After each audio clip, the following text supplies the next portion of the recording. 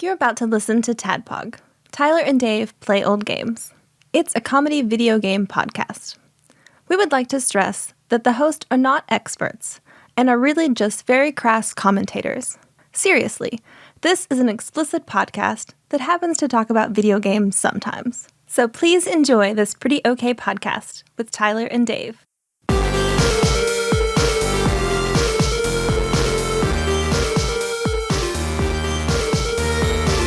Hello, Internet, and welcome to another TADPOG podcast. It's a show that happens weekly where two old guys talk about old games, or sometimes they talk about independent games. Yeah. It depends. It used to be a TADPOG staple. TADPOG.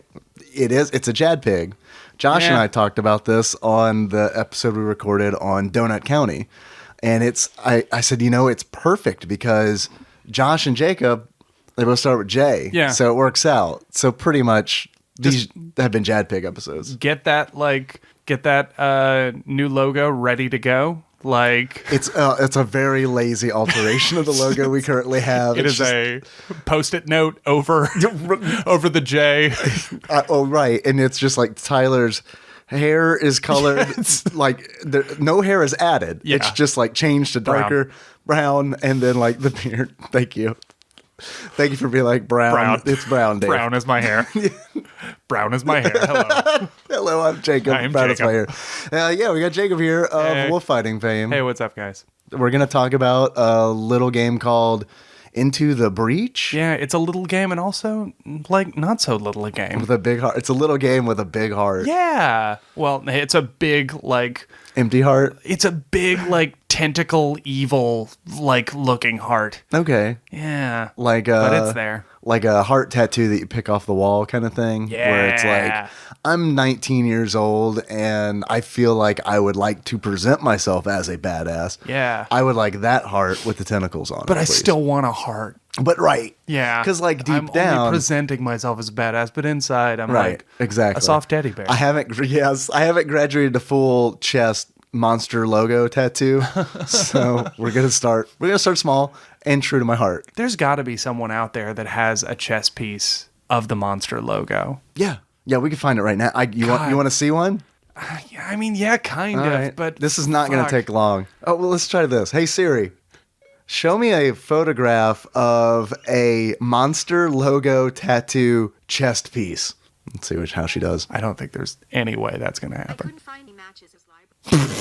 Thanks for checking my photos library, Siri. So I felt judged by Siri. Excuse me, Dave. It's like if you want one, pussy, go out and Go get one. I'll Be find the one. change you want to see in the world. Right. Oh man, that's like the star-bellied Sneeches.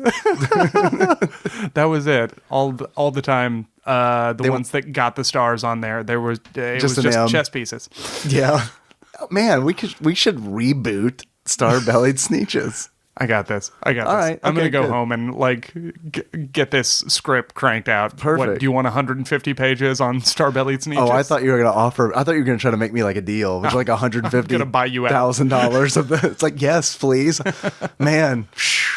Theater is lucrative. It's opulent. Yeah, There's one thing I would use to describe my life. opulent. Yeah, that's Yeah. it. That's the word. Yeah. Hey, man. Hey, I don't know when this is going to publish. Yeah. We were talking about that earlier because this is essentially a break in case of emergency episode. Yeah. You're available. I am. Do we And- want to give them context for kind of the time? Sure. That it is? Yeah, when it is right now that we're recording this. Right after the most recent episode was Donut Country, right? Donut County. Donut County. Yeah. That you it's Donut County? Donut Country is the Donut the Kong Donkey Country. Kong, right? Man, yeah, if you haven't listened to the Donut County episode that I did with Josh, I don't know if it's good, but I had a lot of fun. I'll say that. We essentially built a religion on Funky Kong, and it was one of those where we kept coming back to it, and it just felt good, where it's like, this is such a dumb, joke that we're just going to wallow in until it's either funny to someone else or it's not. It's just funny to us. Yeah. And that's A-okay. But you're I'm good with it. already so far into it that it's like it's worth it to keep swinging. Yeah, might as well. Let's just do it. It's going to be, maybe it won't be funny ever, but we laugh every time, and that's all that matters to me. Yeah, so it's right after Donut County. And so anything that you have heard since then has been recorded post this episode. Right. Yep, exactly. Middle of February. Mm-hmm. In case there's like We need an alibi. like You want to go ahead and date what? well, in case the podcast gets released and it was like America has been attacked since then. Right. And It's yeah, like, we're still by living- Funky Kong. Yeah. Like America had been attacked by Funky Kong, and everyone's like, these assholes! How dare they? This is not a joke. We're still living Funky in a Kong- world that is not beset by Funky Kong and bananas, and where we don't all have to get around via like minecart. Oh God. Yeah. Oh, what a nightmare. So- He's got his surfboard. Yeah, And he doesn't care. he's fine. He's fine. It's the 1%, Funky Kong. Do you remember when that giant Funky Kong uppercut the head off of the Statue of Liberty? Yeah, I mean, God, if only we had known, we would not have said the things that we said today on this podcast.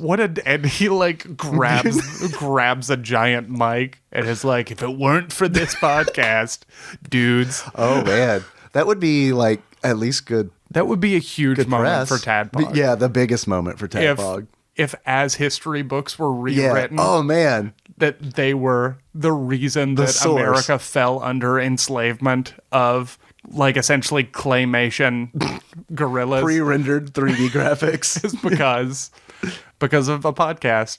Tadpog Yeah. needs attribution. Right. Yeah. This ticket needs attribution. Yeah, we've made some Wikipedia appearances. I don't know if you know that or not. Fuck. We've been deleted from all of them. Someone added us to notable people of Paducah. Nope. Whoever handles that Wikipedia man. page is like, I don't know these guys. But to be fair, we're there with like, Stephen Curtis Chapman and like Urban Cobb, and it's like okay, sure. Alvin Barkley, like people Yeah. like where it's like, yeah, these people belong on the list. Yeah. We didn't really belong on the list, I think you guys belong on the list. but it's flattering anyway. Yeah. And then we were also mentioned on the Son of Sam Wikipedia page because of Tyler's Yeah. Call of Cthulhu game, and we were on that one for a while. Oh 'cause- man, what a bummer that got deleted. So I don't know. No, that sucks. It's okay. I am also not on Wikipedia for anything I've ever done. So, like, I don't think that I've ever been. Well, no, that's not true. My name was mentioned. What about the movies and paternity stuff? leave one? I guess. Yeah. Okay. But then I don't know that there is another one for What's the Matter with Gerald or anything like that. That's one more than I got. Hey, Yeah. all right, okay. I mean, both times I've been mentioned on Wikipedia, angels Yeah. came and smote that. But it is a thing where everyone else has a link except for me. Is it really? Yeah. Well, Charlie David's got a page. Chris Salvatore has a page. Matt Riddle Hoover has a page. Your boy, none. someone after hearing this will surely be like, It's okay. Jacob York regularly appeared on the podcast that did bring down the destruction from the Funky Kongs. Yeah. So yeah, you'll totally have your own Oh page. God, thinking about multiple Funky Kongs is really. I don't even. I feel like that's the That's first hard. step. He's got a big barrel. Actually, it's not a big barrel. It's just a regular sized barrel and just has his face on the side of it. And then like Funky Kongs wearing helmets and like very well fitting military suits, like with spears or like Oh, man. pushing humans into the barrels, and like that one by one they crawl into the Funky Kong barrel, and then like there's that poof, puff of smoke. And then out of the barrel comes a Funky Kong. Like, and they're really like animated and like doing that. What kind of walk would you? It's not like a crab walk, but it's like, you know what I mean? Yeah, I like, do. It's like a walk where you kind of put your hands at shoulder height, palms down, and then you just Bob kind of back and forth. Right, that walk. That's how Funky Kong Like, walks. like you're a cool surfer guy Right. who is like used to riding on the waves. Yeah. But you're on solid land. You gotta get your land legs. Yeah. You gotta get your land legs. Oh man, this is making me so sad for future Dave for and Jacob. America. Oh right. Oh yeah. Because- no, we're not going to be thought of highly. No, we've blown it, and particularly too, it's going to be a total bummer for Tyrone too, because like he's not even on this episode. It's true. And everyone's going to be like, wait a second, so like, was this Jacob guy always on the podcast? Yeah, probably. He was probably like one of the hosts Right. anyway.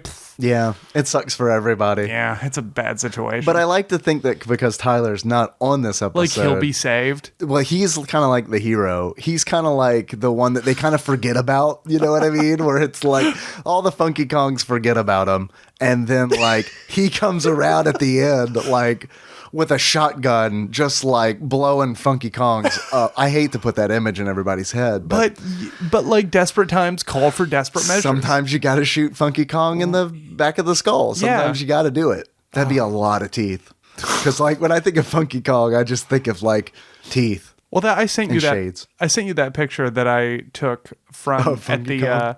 of Donkey Kong at the Nintendo NYC store. I know I sent you the picture of that Kirby shirt, which Yes, was yeah. dope as shit. Sure. What was the Donkey Kong? It was probably one of those where I was like, oh, Donkey Kong. Yeah. Donkey Kong. This is DK. going to be a really compelling audio. While I look through my photos. The media demands that you, the medium demands that you please go through your photographs. Don't worry, I'll send this picture and everyone will love it. Is it Donkey Kong Look at with this guy? Oh, yeah.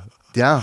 That's frightening. I don't remember getting that. So many teeth, so Lots close of to his teeth. face. I love it so much.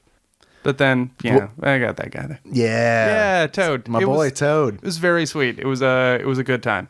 It Toad. was a good time being there. But instead of red dots on his hat, it's a hat, right? We can go ahead and we can all Yeah, it's agree a that it's a hat. hat, that it's Yeah. not part of his head. No, it's a hat. It's Are a- there people out there that think it's part of his head? Yeah. And I think I mean, I guess I get it. in Nintendo Mushroom canon, Kingdom, it's part but- of his head. But- What? yeah, like in the canon, I'm pretty sure it's part of his head. I feel like I've seen it before off of it. Yeah, but that was in. And he's got a different, like, Captain Toad treasure tracker. Oh no! See, I haven't played Treasure Tracker. Doesn't he have, like, a different hat? I think he actually just has a headlamp fuck. around Yeah, around. Maybe I'm his- wrong. Which, if that's the case, that's a hat on a hat.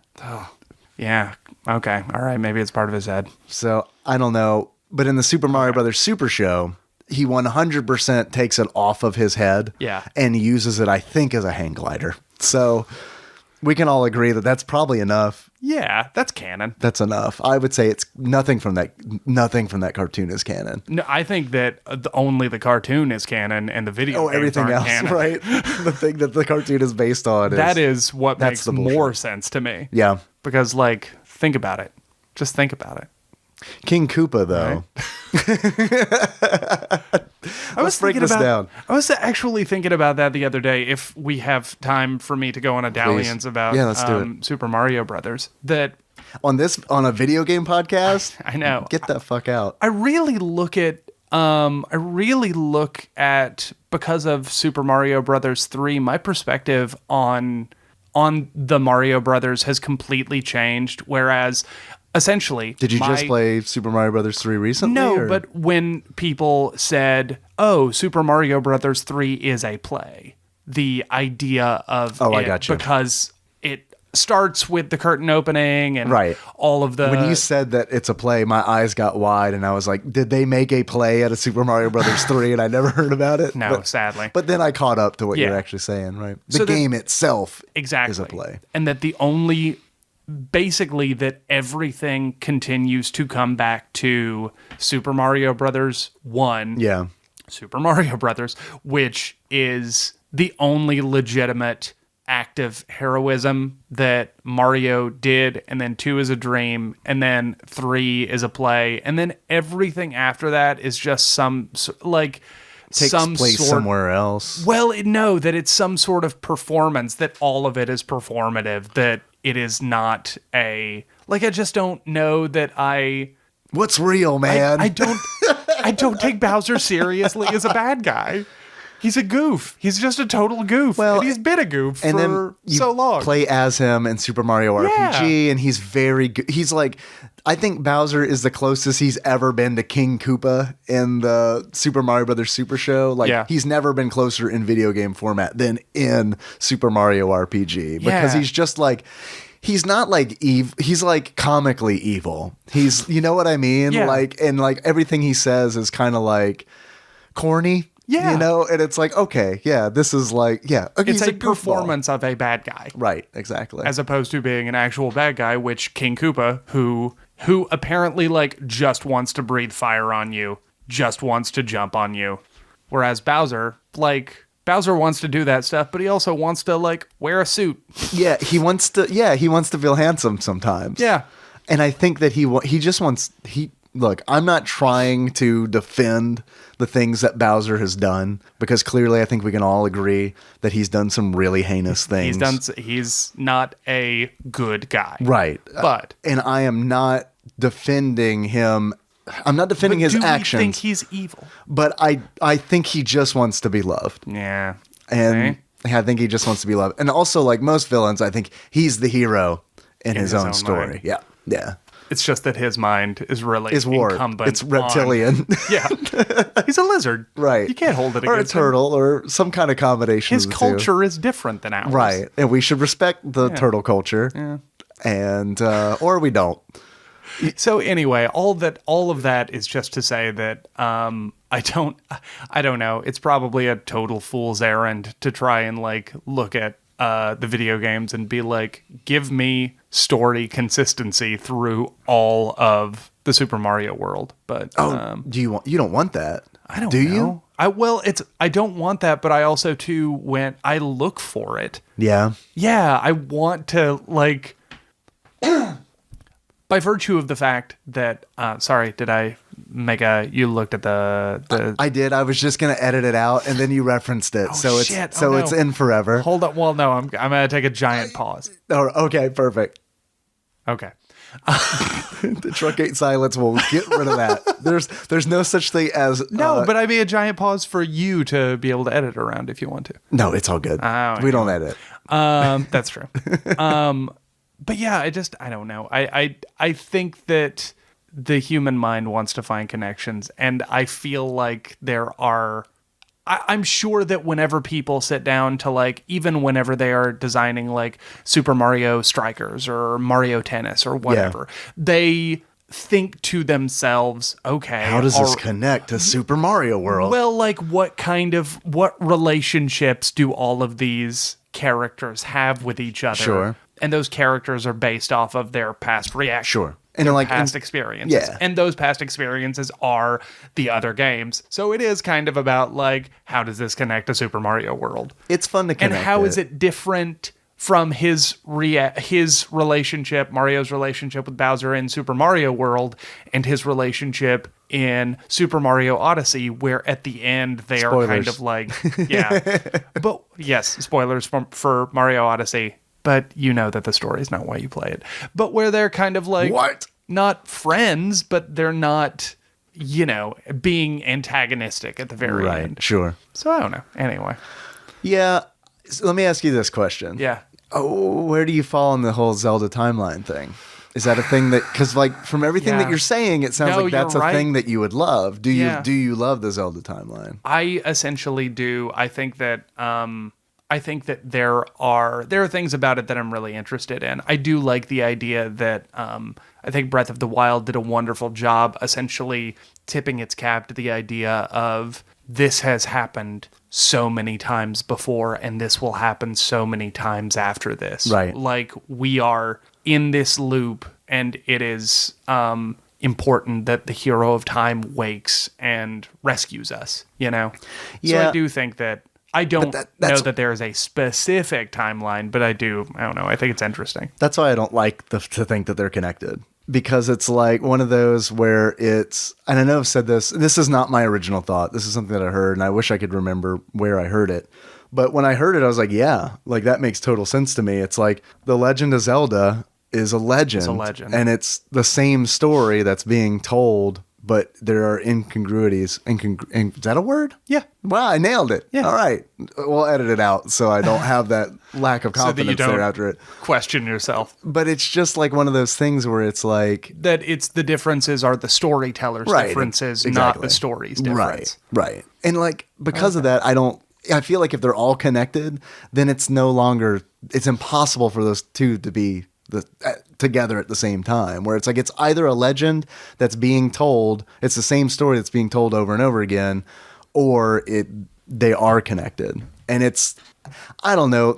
Honestly, I've said this on the show before, and I don't mean to get on the Zelda timeline thing again, but like, really what I don't like about it is it feels like a thing that's just was not designed. It wasn't thought, okay, well, this is how everything's going to connect. Retroactively.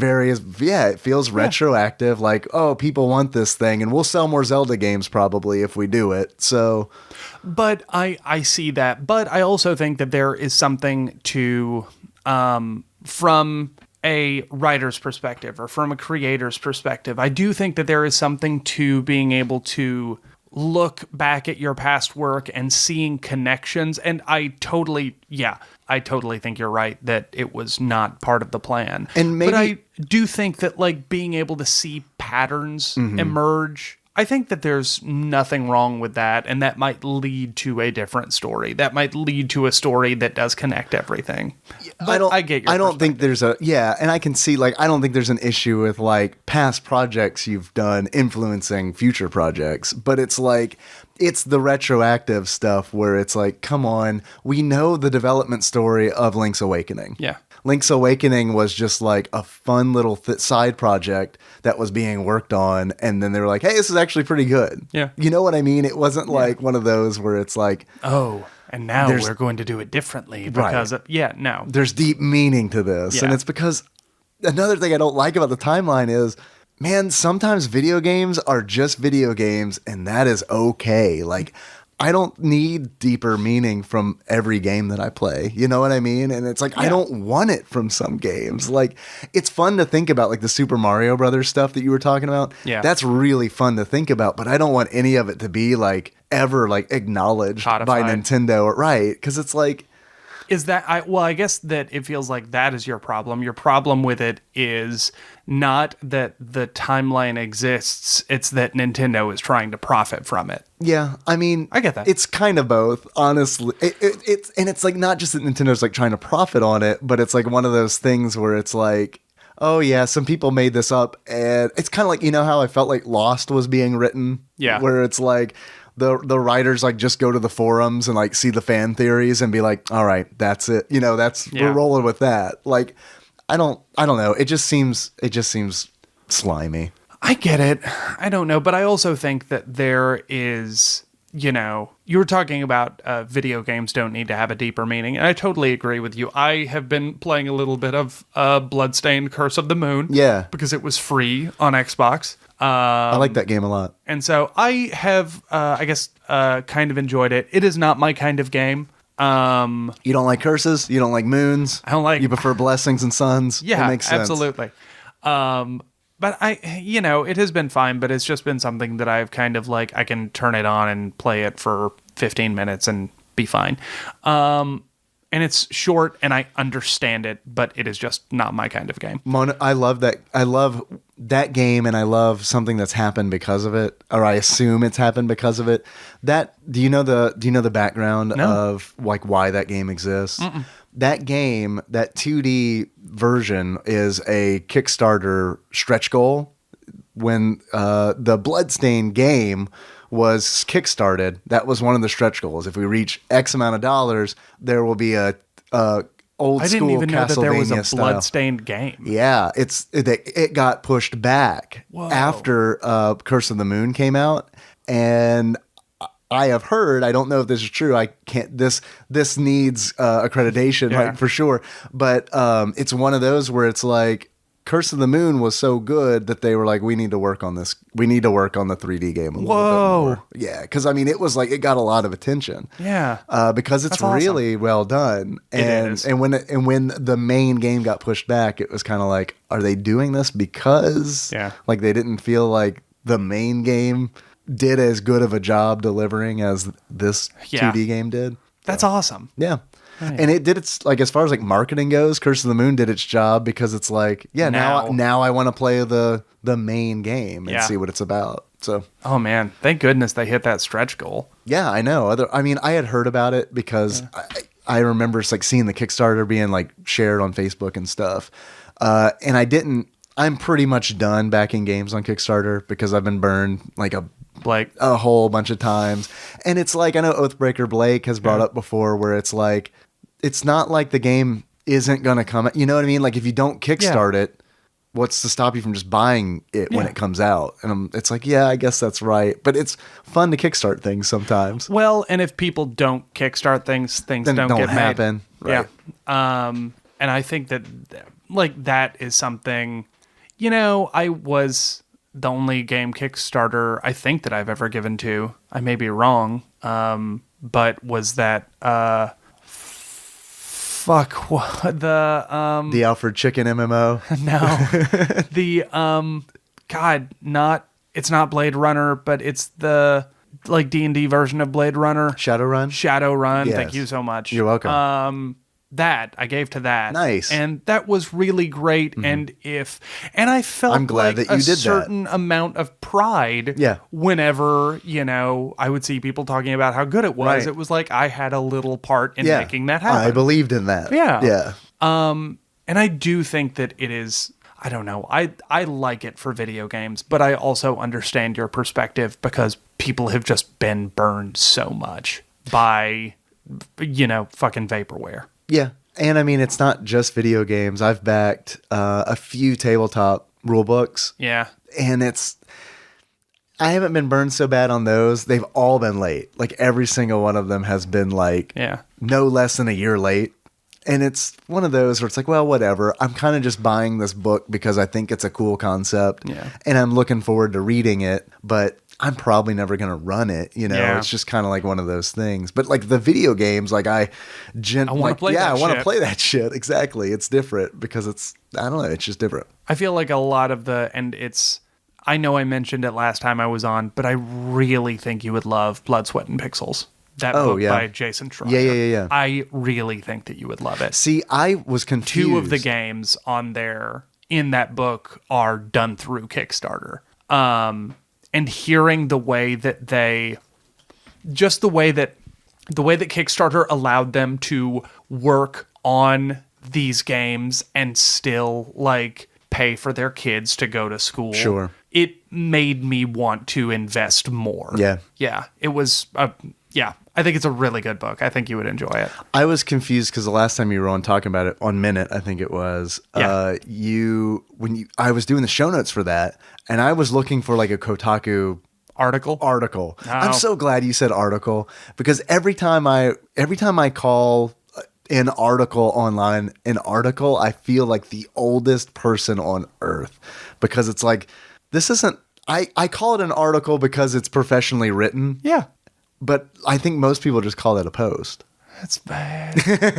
But it's an article. But it's an article, right? Yeah. Because someone was paid to write it. But then someone could also come back and say, well, plenty of people are paid to write posts, you know, where it's like, I don't know, 50% off your next purchases of contact lenses. I do give Kotaku. Kotaku gets a little bit more credit from me as a like legitimate industry news site. So I think that might be the Again, let's difference. date this. We're recording this in February 2019. So this is long hopefully before nothing will come out about Funky Stephen Kong. Totillo. Right, exactly. It's long before Funky Kong took over Kotaku and used made it his main political platform. Like it's his propaganda machine. Kotaku says Funky Kong great.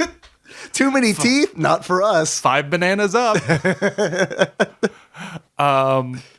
Yeah, I don't know. I don't want this to turn into just me talking about how great that book is, but I think you would love it. I need really to think read it's it. worth listening I've to. got a lot of video game books that I need to read. Yeah. Like Console Wars is one that's like brought up over and over and over. I own that, and the problem is I own it as a book and not as an audiobook. If it was an audiobook, I would have already listened to it. Yeah. This podcast brought to you by Audible.com. Console Wars is available on there. And I've thought about just getting the trial. Yeah. But I'm not going to do it because it's like one of those things where it's like, there's no way. Like, because what's going to happen is I'm either really going to love it. Yeah. And I'm going to like. And then you have to spend that money on it. Right, exactly. Every month. Right. And it's like, I can't. I'm already doing Spotify, Netflix. We're paying for no ads on Hulu. And it's Oh. Yeah, I mean, Look at you. Look at me. I'm a big fancy boy over here. I can't do the ads, man. Yeah. Especially like because Hulu has movies too, and it's like I don't want a commercial break in a fucking movie. Oh, they have ads in the movies? I don't know, but I assume that they do. Oh, I don't think they do. Oh, that's good. Okay, Yeah. well I'm still gonna pay for it. I've actually, because I've been watching a lot more basketball because my wife is not in town currently. And she forbids basketball. She doesn't forbid it, but she is not psyched to watch, like Mavs Sixers on a Thursday night with me. Yeah. But I have actually really enjoyed getting back to just like regular old television commercials because I haven't watched them in so long. I've only watched like YouTube, right, Hulu, very specific branded, directed. Right. So like seeing something about like, hey, take a vacation in Tel Aviv is like so novel and fun to me. It's really weird to see like when it was I saw daytime television for the first time in forever because Chris Black and I went to like a local restaurant and they had a TV in there and we went there for lunch one day and it was just like, is this what TV is like at 11:30 a.m.? I can't remember. Like I guess at college maybe I watched some daytime TV maybe, but I don't probably not. It was probably like in the background as I'm playing Neverwinter Nights or something. It's just whatever. But I mean, it was just like seeing like a car commercial was like, oh, no wonder I don't know what cars are out. Is because like I don't give a shit about cars. Yeah. And it's like the only time I know anything about cars is when I need a car. You are forced to give a shit about cars. Yeah, which happens like rarely, thankfully. Yeah. So it's like when Nikki and I we were looking for a new car because the Grand Am died, and it was like I'll put all of it on me. I learned like that I knew nothing about because it was like I learned like new models that had come out like since I last bought a car, which to be fair was like 2002. So I mean it's like, oh, okay. And then like finding out that certain like manufacturers like don't do as good a job as they used to and that kind of stuff. My favorite show in New York were local commercials. Oh yeah? Yeah, because the place that we stayed in had cable. And like watching cable is a really novel experience for someone who is essentially completely cut the cord. Sure, yeah. And only watches stuff that is a la carte and directly delivered to me. Right. That is exactly what I want to watch at the moment. But it made it feel like I was living in a hotel. One of my favorite things to do when I travel, especially overseas, is watch TV. And it makes me feel like a garbage person. American. Yeah, because it's like I could be like out seeing this country right now, but I am just compelled to watch like how is it different? How is it different than our TV? And it's like it's very different, which like makes me want to watch it more because it's like I can't get this at home.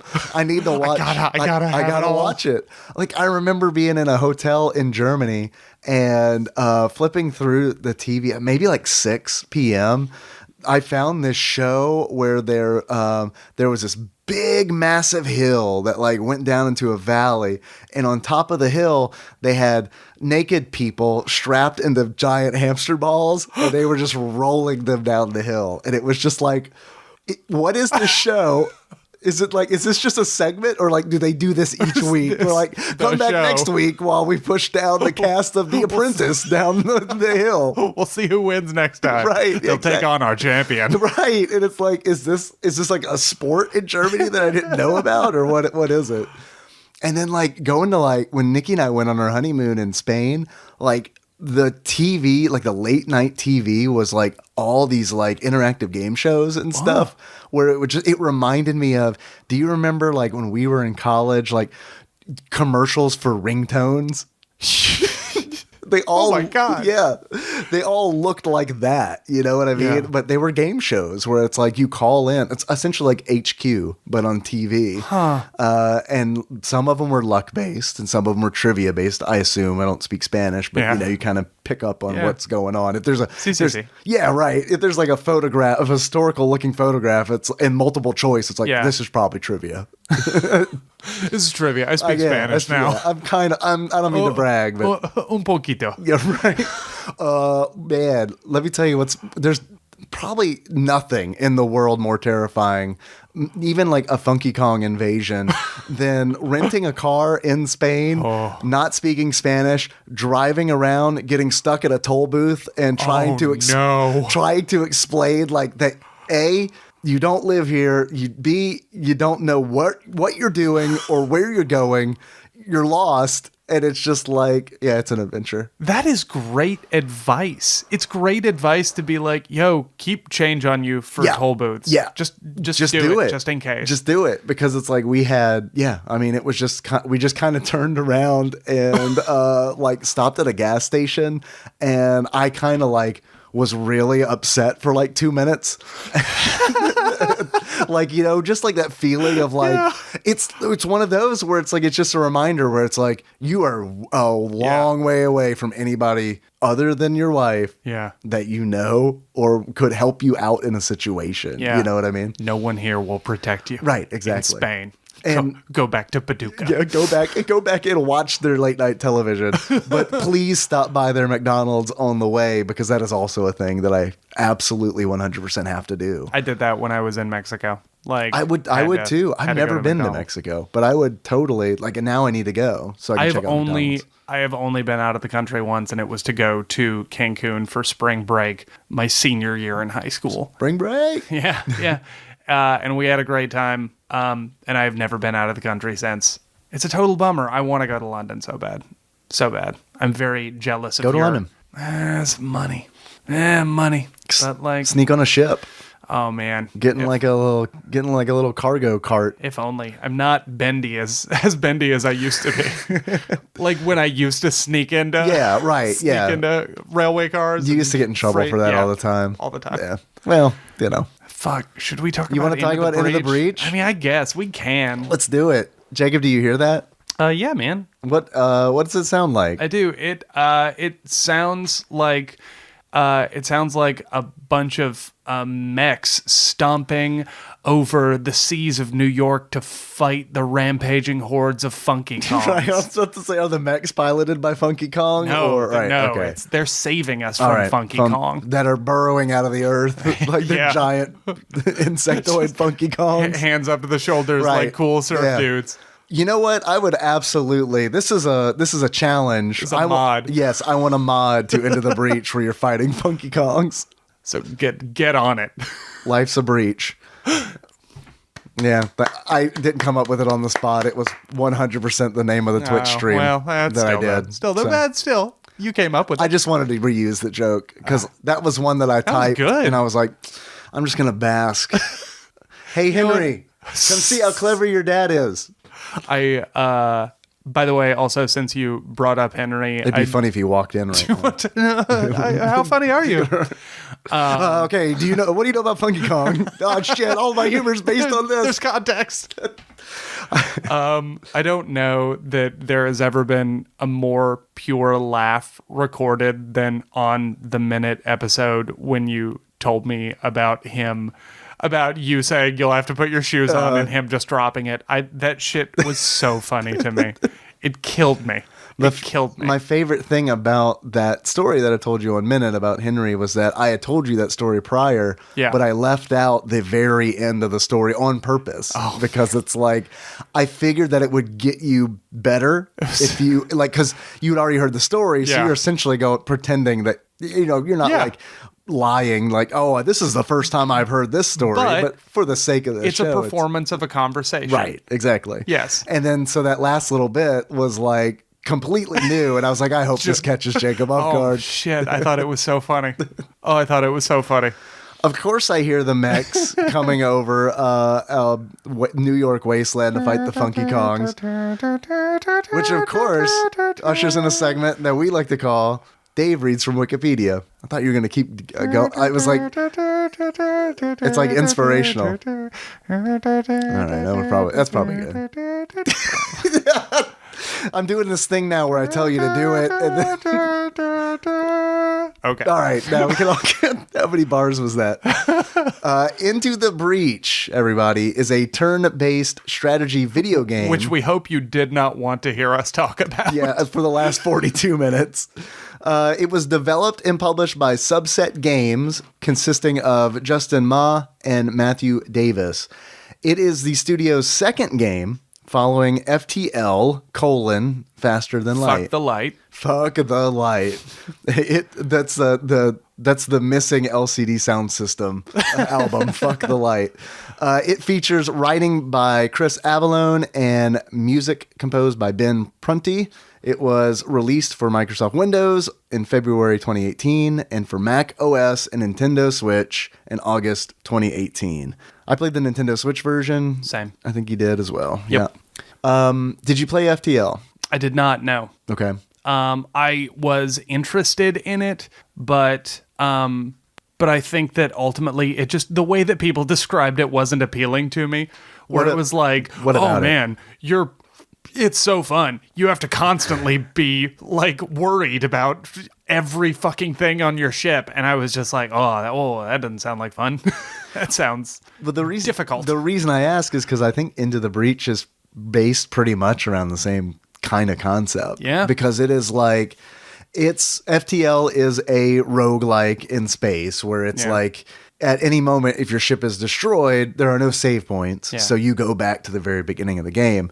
Into the Breach is pretty much the same treatment on a strategy game, where it's like if you lose all the power on your power grid, no matter when it happens in the game, you're done. You're done. Pack it up. Go to a different timeline. Right. One pilot. You can send one pilot to a different timeline. Yeah. It's... I started playing it because a buddy of mine, whenever I was in New York, said, hey... Stop watching commercials for a minute. You've got to try this game. And like, I tried it and enjoyed it, but waited for a sale to pick it up. And man, You got it for sale on Switch? Yeah. Oh man, nice. Yeah. I'm jealous. It was it was $10, and which is why, going back to a lot of this is going to be, Into the Breach is very much in conversation with Minute because we brought up Into the Breach during Several that times. and we ended up paying full price for Minute, but because I got Into the Breach on sale, I was comparing it to a $10 experience, and God, it is a great fucking $10 experience.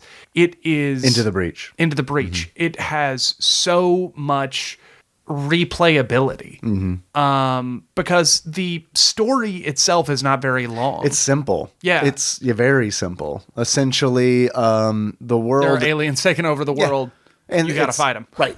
And essentially, all that's pretty much left are 4 islands that humanity is clinging to. And on those islands, they have, I guess, buildings that provide power for the grid, the electrical grid that keeps the Vec, the giant kaiju insects under the ground. And that's the big thing that I think is really cool about this game. I've played strategy games before. Yeah. This game is different in the regard where it's like, I feel like in most strategy games I've played, it's you versus an opponent. Yeah. And it's like you're trying to kill all the enemies. This game, there's kind of a twist on that. Your life is essentially those buildings that are providing power to the grid. Every time one of those buildings is damaged by you or one of the Vec, you lose a pip of energy off of your meter. Yeah. And when that meter reaches 0, You start with like 6. When it Yeah. reaches 0, you lose the game. Yeah. The Vec erupt. The power grid goes down, and the world is just like overcome by giant fireflies, locusts, beetles, the hornets, Yeah. and that kind of stuff. And Funky Kongs. And Funky Kongs. But only, after you guys release the mod. Right. Yeah, I don't know. It does a really wonderful job of communicating what are essentially like kind of complicated ideas to you very easily and very elegantly, because there is never a moment when you don't know exactly what is going to happen. Right. They do a thing where, because it's turn-based, they allow you to go first, but they show you what is going to happen whenever the Vec attack. Right. They show you all the enemy's moves. Yeah. They're like, this is the prediction of what the moves are going to be. And the game calls it a prediction, but they call it a projection. Yeah. And it is with 100% accuracy. Yeah. Like the enemy is going to do what the game shows you that they're going to do. And so that gives you the opportunity to, if you see that a Vec is about to hit a building, you can maybe run over there and use an ability to push them over. So instead of hitting a building, maybe they hit another Vec. Right. There are... Which is really fun. It does just such a good job. And that was, going back to my problems with Darkest Dungeon. Yeah, here we are again. I promise I'm not going to mention it very much on this episode. But that with Darkest Dungeon, I kept being like, what the fuck do I have to do to win? How do I fucking win you? Mm-hmm. And... Kindness. Yeah, I just wish I should have given Darkest Dungeon more smooches. Courtesy. But Into the Breach, they say, hey, this is what you have to do. This is what you have to do to win. And you may have to make some hard decisions along the way. Yeah, you may have to sacrifice one of your pilots in order for a building to not go down. Yeah. And it's like one of those, there are tough decisions that you have to make. And ultimately, too, it's kind of a bummer, but it's like, you're going to get more pilots. Don't worry. You're going to get more pilots. So they might not be as good. They might not be as good. They might not be as leveled up, or they might not be as, or have as good of powers as you are used to, which was a big thing. I lost like one of my main guys, and he was the one that you could place anywhere on at the board when you're choosing like your starting position, and it's like he can damage enemies like when he lands. Yeah. That I can't remember his name, but I liked him a lot too. I don't remember any of their names. He would always get me in trouble. Yeah, because like I'm kind of glad that he died, because it was like, I would place him right in the middle of it, so like he would deal damage to as many enemies as he could when he would land. But after then, it was like, you're shit, right in the middle of all of the shit. I like the idea, like it comes back to like this game being replayable, because it's like, not only are there different mech squads, like you start off with like a base mech squad, which is like a combat mech, which is like a big punchy mech, essentially a cannon. Yeah. A cannon mech, and then an artillery mech, which like arcs artillery shells. Yeah. And you can unlock a whole bunch. I think there's like 12 squads that you can unlock with different mechs. I personally haven't unlocked any other ones. You have to complete achievements with certain squads to unlock other squads. Yeah. And the achievements are always like a thing like I was gunning for like maybe a battle. Yeah. And then what happened was I got so like into the game and wanting to play the game well that I completely just forgot that, I need to unlock some achievements too. There was one that my buddy Chris was going after where it was like, finish this island in 30 minutes. Real time. And so he was just like, particularly at the end, just getting so stressed out about it. Because this is a game where you want to think about it. Yeah. And like, because the enemy's attacks or their actions are projected, it makes this game feel less like a strategy game and more like a puzzle game. Yeah. Because they're like a very elaborate puzzle game because you really have to think, well, okay, if I move this mech here, he'll be in range to attack this opponent, but him doing that is he's in the line of fire of this other Vec, but then I can take my other unit and push that one out of the way. And then it kind of like, you have to kind of follow this like sequence that you're creating. Yeah, and you have to really be able to visualize it because they do give you the option one time per battle, right? Where you can take a turn back. Right. You can take a move back. Right. And they fit that into the lore because you're time travelers. Yeah. And you are traveling to different timelines trying to save that world, that timeline from the Vec invasion. So it's nice because when you reset the turn, it's right in line with the story of the game, and like characters will even like there's dialogue in the game, and the dialogue I think is great. Like one of the pilots, really hard boiled and straightforward. Yeah. I mean, it fits. You know, it fits the tone of the game.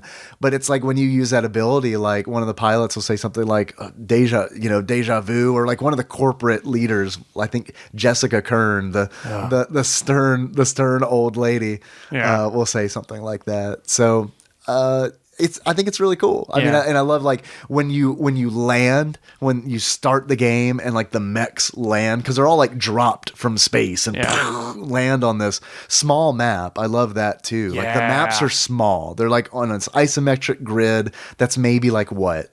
10 by 10. Yeah. I mean, like, I don't know exactly, but they're not big is my point. It's not like Final Fantasy Tactics or something where you have to like spend 4 turns traversing the forest. You know, it's pretty much most mechs can get all the way across the map in 2 turns max. Yeah, you're going to immediately be fighting. Right. This is not a thing where you have to travel to each other. Right, exactly. And it's also not a thing that you can really grind, which I think is great because it's like every time you land, you have a certain number of turns you essentially have to survive. And that's all you need to do is last through all the turns, meaning that all of your mechs are standing and you have enough power left at the end of that round in order to go to the next round. Yeah, it is. And it's a really well designed game. I think, I defer to your opinion as the designer, of course, but it is. I like the way things look in the game, and I also like the way it feels. Like, it feels like you see the mechs land and they have weight. Yeah. You know? The sound design is great, I thought, because I really thought about, like, why do I love it when they land? And it's because they do a great job, like, with the sound. Like, the sound is really good. It's all pixel art. Yeah. And the animation is wonderful because, like, when they land and hit, like, dust swirls up from where they land, and it's like, that's a nice touch. And then people in the buildings are like, the Rift Walkers are here, and it's like you'll see like a word balloon saying like, honey, get my glasses, and it's like, Mom, they're here to save us. And it's like they do a good job of like that game needs setting that. you in the world, right? The game needs that because it's like otherwise it gives me a human connection. It's one of those where it's like, oh shit, like they want me to know that there are living civilians in those buildings, and it adds weight to the like. I wanted to save those buildings anyway because they are literally what's keeping my game going. Yeah. But it's like, let's throw another layer on there where it's like, hey, there are children in that building. Yeah. and like, all of them are going, if the vet gets it, they're thing gone. Is done. Right. It's toast. Yeah, it is. I don't know. As I am in the middle of talking about it, actually, there's part of me that is like, I don't know how much there is to talk about it because I just think it's a good game. I just think that it is a very good game that has a ton of replayability. If you're going to it because you want a story, I think that's a mistake. It's not a good reason to come to the game. Yeah, but like the mechanics of the game are so clear and elegant. I will say this about it. I started playing, I read essentially like a tip page about it being like a tip article, if you will. Is this on GamePro.com? Does that exist? Probably not. Let's buy it.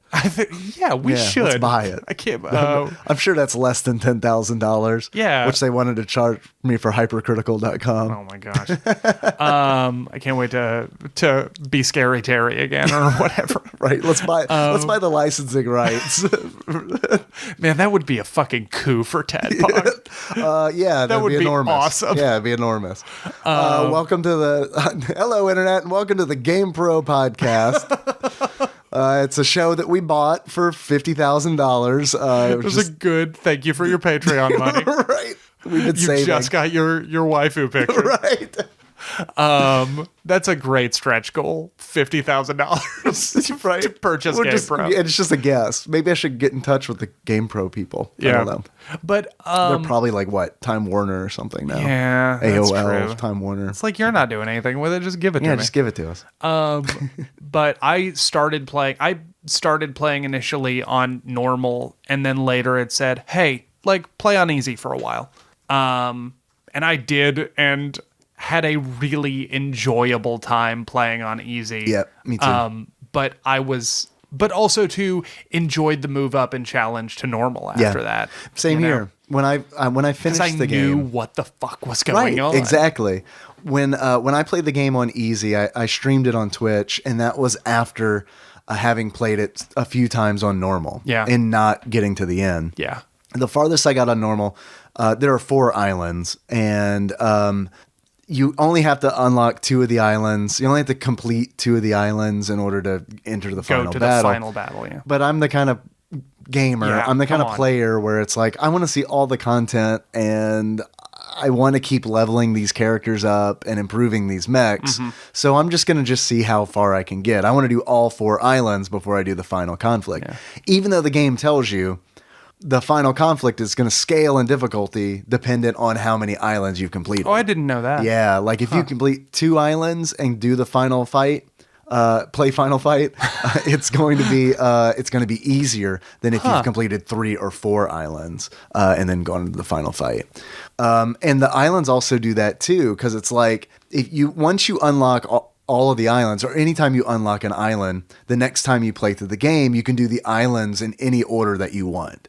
You don't have to start at the archive, which is like the kind of foresty island where they've essentially terraformed it to look like old Earth, the way things were before the Vec showed up. And then there's also this ice island, which it's too cold for life, so there's just mechanical life. So it's like AI and robots and stuff like that, that are frozen. And a lot of the obstacles in the game involve like Vec breaking a glacier or something that's holding a robot that goes amok when it comes out. And all of the robots are not all of the robots, but a lot of the robots are against you, and it's like, guys, and they're a pain come in the on. ass They're too, a giant pain because in the they ass. usually have those like long laser attacks that like will damage several tiles, and they stretch across the entire map. And it can't just be a situation where you're like, oh, I'll just dodge, because if you are not in the way, maybe it'll hit a building. Right, you know, exactly. like, yeah. I don't know. It is but then also too, those normally only have 1 health, but still you have to spend a turn, and turns in this game are so precious. Yeah, because essentially you really only each unit gets like maybe 3 or 4 turns. Yeah. For one combat. Yeah. So that makes it sound like it's a short game and that you breeze through it. But I know we talked about this already, but I want to stress it's one of those things where it's like you think about your turn for a long time. And it's like another thing, I think this game is very well put together, because what I do when I play it is every turn I try to get a perfect turn. And by perfect turn, I mean none of my mechs take damage, no buildings are destroyed, and we wipe the board clean of Vec. Like that's the goal every time. Even if I don't meet that goal, if I work towards it, it's going to mean that the next turn is going to be better. Mm-hmm. Because this is like one of those games where it's like, if you don't treat every turn like it's the last turn, you will get overwhelmed by Vec. Because like each turn, more Vec are burrowing out of the earth. Like 3 or 4 on normal, like are coming out each turn. So it's like, it's important to keep their population under control because you only have 3 mechs at any given time. Yeah. Sometimes you have an NPC helper. Who you normally have to wait a couple of turns before they come online. Right. And you can attack with them. Right. And they can't take damage or you Or lose. you'll fail an objective. Yeah. So yeah, it's kind of one of those where it is, it takes a long time. Each turn takes a long time because it's like, I want to make sure that I do everything right. And because of that, like I was playing it earlier and I got to, each island also has like a boss fight essentially. When you complete 4 sectors on the map, when you can choose, because there's more than 4 to choose from. I mean, And some of them give you essentially like a currency. right. You can either get power back on your Yes. grid, or you can get corporate recognition, which are represented in stars for the corporate currency and lightning bolts for the power grid. Yeah. The stars are spent after you complete an island. You can spend those stars on cores to upgrade your mechs. You can spend them on additional weapons for your mech because every mech, this is where it gets even more customizable. Not only are there different pilots that you can put in a mech, give each pilot with their own special ability. Like Isaac Jones is a pilot who allows you to restart your turn twice instead of once. Oh yeah, I had that guy. Vera was one of my favorites for the longest time because one of the Vec tactics is some of them will web you up. And it's like, if your unit is webbed up and cannot move, you're essentially down to 2 mechs. That mech can still attack, but they're not able to intercept like a Vec that's trying to destroy a building. It's like a huge, like, I hate being webbed up. Yeah. So I rolled with her for a while because she has immunity to being stuck to the ground. There's another pilot where he gets bonus experience. Yeah. And as they level up, essentially every pilot has 3 skills that they earn, and those are randomly generated. So it's like they can get a bonus to HP, they can get a bonus to movement, which all translates to your mech. They can give you bonus to the power grid. Because there's another layer where it's like once your power grid is full, if you continue to increase it, the defense of the power grid goes up. That's the other thing too, is that there are moments where every now and again the Vec will attack one of the buildings and you'll be like, fuck, right. No, oh no. And out of nowhere, the building will remain standing. Because it'll shield itself because of the power grid defense. So not only do you have different mechs you can use, not only do you have different pilots that you can use within those mechs, but also too there are different weapon loadouts that you can use on the mechs. Because every mech has their primary weapon, which is already built in, and then you can tack on another weapon to that. Every mech that the 3 starters, you can put a secondary weapon on there as long as you have the power. Like everything, you have to have a power core. Then this is where it kind of gets into like FTL territory, because in FTL you could upgrade rooms in your ship, but you needed to have the power to do it. So it's like. And it's one of those things like the game is incentivizing you to do more challenging missions where you might get 2 stars instead of 1 star because you're going to want to spend that to upgrade your units. And it is a real, like, you think everything about this game you have to think of carefully. Yes. If you don't, you have to think of how you move carefully. You have to think of which area to attack carefully. You have to think of how you're going to spend your currency carefully. Everything in this, it's a very considered game. It all matters. All of your decisions have weight. And I mean the items that you get for corporate rewards after you finish an island, those are randomly generated. So it's kind of one of those things where it's like the things in this game that are randomly generated only prolong the experience in a positive way. They only add to the replayability. It doesn't really take away from anything because I never feel cheated when I play the game. Like whenever something happens, it's kind of something bad happens. It's very much a game where it's like, well, I didn't see that. That was my bad. But ultimately, it is because it is on you. Yeah. It makes it clear the entire way. It is, I would say that since we were talking about Mario earlier and how...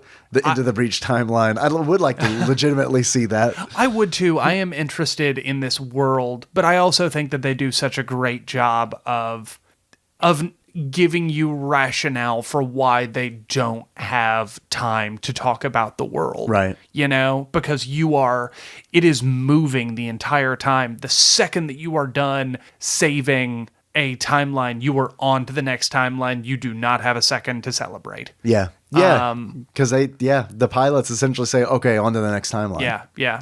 And only one of them is going. Right. And two of them stay behind. So I'm glad that you leveled up all of those people. Right. But it doesn't fucking matter. Exactly.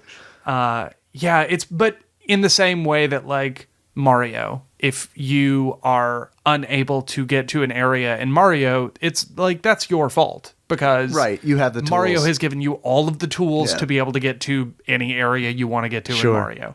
That is how I feel about Into the Breach. It has given you everything that you need to succeed. It is up to you whether or not you succeed.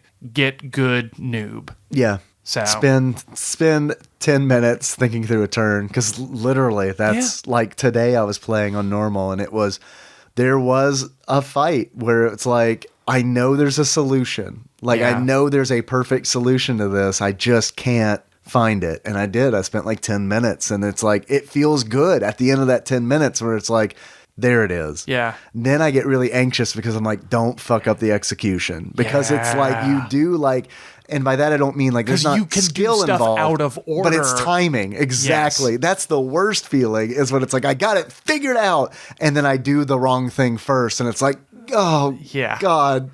Oh, damn it. It's all no good now. So, yeah. But again, and that's I have my already fault. used my revert go back time. in time. Yeah. No. Yeah, it is. I don't know. I think it is a very good game. I think top to bottom, it is a very good game. And I think that it's like so worth $15. The fact that I got it for 10 is crazy. Yeah. Like, no, it's worth full price. $15. Yeah. 100%. I honestly even think I'm kind of surprised it's a $15 game and not a $20 game. What would you pay for this game? What do you think? I mean, I'm psyched to have paid what I paid for it, but like 15's the perfect price. if someone had told me that this game was $25, I would be like, I get it. Yeah, I mean, I get it. I don't think $25 is crazy. Yeah. But I don't think I would have. I think I would have waited for it to go on sale for sure. When you were telling may be true. When you were telling me about it, and it's like I had heard about it, listened to other shows, and you mentioned, let's do an episode Into the Breach. It was like, yeah, okay, $15, no problem. And that was nice. It wasn't one of those where I had to like really think about it. And I was like, well, do I want to spend $15 on this game I've heard wonderful things about? Yeah. It wasn't a hard sell. $15 I feel like is a perfect price. Yeah. Yeah. But I'd pay 20. If it were higher than 20, I'd probably just wait for it to go on sale. Yeah. And because like once something gets over $20, it's kind of weird because it's like, I bet I can get it for 10 later. I totally get that. But when it's 15, it's like, well, why you go ahead and just spend the money? Right. I mean, is it worth $5 to wait? Right. Exactly. For 2 months? But which is a much easier question to answer than, isn't it worth $10 to wait? And it's like, oh. Yeah, absolutely. So, I love the game. I thought it was really good. I am a little worried I'm not going to go back to it once I start playing Wargroove, because they kind of I feel like they kind of fill a similar hole, a strategy shaped hole. Yeah. So I don't know, but I mean, I would like to unlock all the mechs just because I want to see them. Yeah. I am excited about Wargroove. That is a game I am probably going to wait until I don't even have my Switch right now, so I can't play it, but I am almost certainly going to put that on my wish list and be like, hey, let me know if this ever goes on sale. The thing I got excited about with Wargroove is that it's like, when I found out that it's like loaded with features, it's like, oh, you can play this game like multiplayer? Oh, that's neat. And it's like, dude, it looks like Advance Wars. Yeah. It just looks like it. I've heard the campaign is like kind of iffy. So that's kind of a bummer. That is a bummer. But like not like terribly so. Yeah. It's just kind of one of those where it's like, oh, well, it looks amazing. Yeah. Like I was watching Zalnop play it the other night, and it's like, this looks like, I never played Advance Wars. So to me, what it looked like was souped up Shining Force Oh. it's like, man, this is like, okay, I can get into this. So yeah, I guess what I'm trying to say is look forward to a War Groove episode sometime in the future. Eventually. Did we leave out anything major about Into the Breach? I don't think so. I'm positive that we did, but really, I don't know. I Yeah. think it's like such a, easy to learn, hard to master. yeah, I just think that there's really so little to the game. It's just that every single bit of it is done with so much. You can tell that they took a lot of care with it. Yeah, absolutely. To make it so easy. yeah. I do think that I was a little disappointed that it is not as groundbreaking as FTL. Because I Yeah. feel like when I played FTL, and maybe it's because I'm not really like hooked into that genre. Yeah. I don't even know what genre you would call FTL because it was like such Spaceship simulator. spaceship management. It's just kind of like, it's just such a interesting concept where it's just like the concept itself is like what sold me on FTL. Yeah. Where it's just like, whoa, that is bizarre. Mech combat is not like, you know what I That mean? is a little bit more. That's not a concept Yeah. that's going to sell me on a game. Like, I'm not saying I like turn my nose up at it. I like mech combat just fine, but that's not a reason to buy a game. exactly. And it's like, I feel like FTL is one of those games that I can't sum up Yeah. in 3 sentences, but I kind of feel like Into the Breach is. Yeah. And that's not to say Into the Breach is at fault for, it's still a great It's just game. not revolutionary. It's just right. I don't think it's revolutionary. And I do think FTL was. That is kind of how I feel about Witcher 3. I haven't played any of the Witcher games. I know. We've talked about it. And I but need to. Yeah, you don't have to. It's fine. It's like, listen, I love them, but we've talked about how you have trouble finishing games. That is a game. Huge trouble. Like it's a big game. But when Galen was asking me about like, what did you think? Like, how are you enjoying it? I would end up saying, like, I don't know that it's my favorite game of all time, but I do think it's on the list because it doesn't do anything revolutionary, but everything that it does perfectly. Okay. Yeah, and that's That's a Into little the bit how I Breach. feel about I mean, this. like, yeah. I just don't have the same amount of affection for turn-based strategy games as I do for what The Witcher was doing. Gotcha. Yeah. But yeah, I just think that's- it's such I think it's incredibly well done. Yeah. Yeah. Huge fan. Into the Breach or Witcher 3 or both. Both. The reason I need to play Witcher 3 is because I own it. Man, Yeah, I've got it in cellophane in my bedroom. But I can't, dog, because I'm going to be playing Apex Legends until I die, apparently. I have heard good stuff about that game. What is it even? Okay, it's a battle royale game. Yeah, not interested. I'm out. This is the first one I've played. Yeah. Because I played Fortnite before. It was like a PUBG meme. spin-off. You're right, yeah. Man, I've learned how to floss and everything. It's great. Outside of the game. PUBG, I know probably Yeah. not. Did you ever play PUBG? No, I didn't play any of them, but I'm Okay. familiar with. Okay, so it's one of those. Yeah. But I think Oh, I know what battle royale games are. they they fit. But they like really I'm on a find video game podcast, Dave. Okay, it's true. I'm sorry.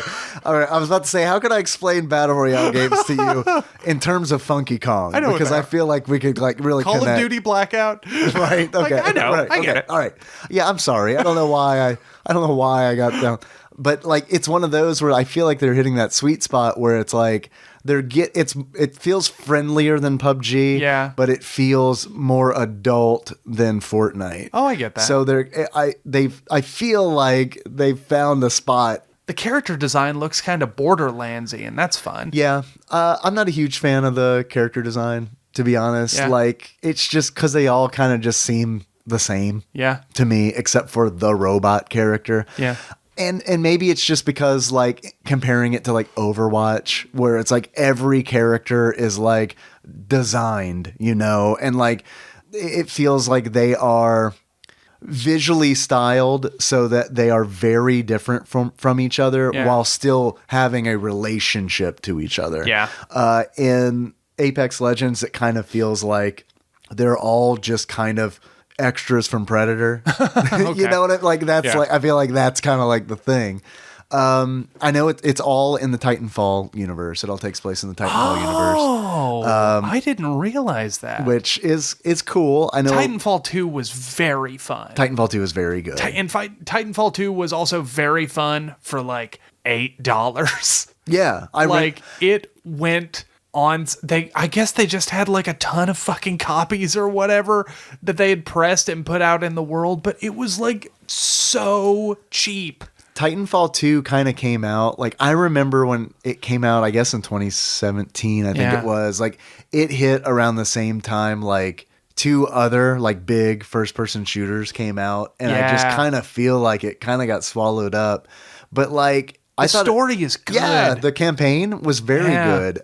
My only complaint about it was like it felt very segmented. Yeah. Because it felt very much like here you can travel through time. Yeah. And then like the rest of the game, it's like here you cannot. And Yeah. it's like oh, God, I that's really a wanted bummer. the entire game to be traveling through time. That shit was very fun. Best part. It's the best part of the game.